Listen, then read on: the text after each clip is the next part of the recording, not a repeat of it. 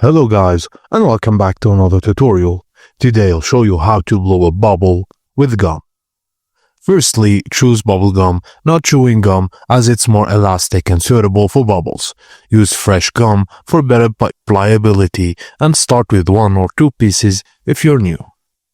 Chew until the gum becomes soft, moist, and elastic. Avoid using gums that has been chewed for over 30 minutes. It will lose pliability.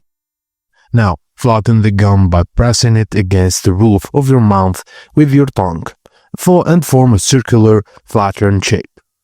Now push the gum toward your lip with your tongue and open your lips slightly to form a small air pocket without poking a hole in the gum.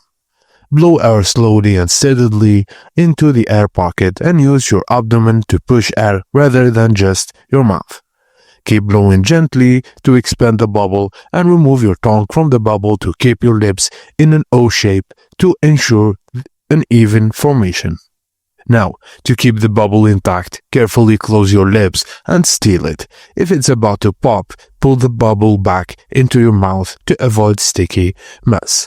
And that's it guys. Thank you for watching and please don't forget to like and subscribe for more.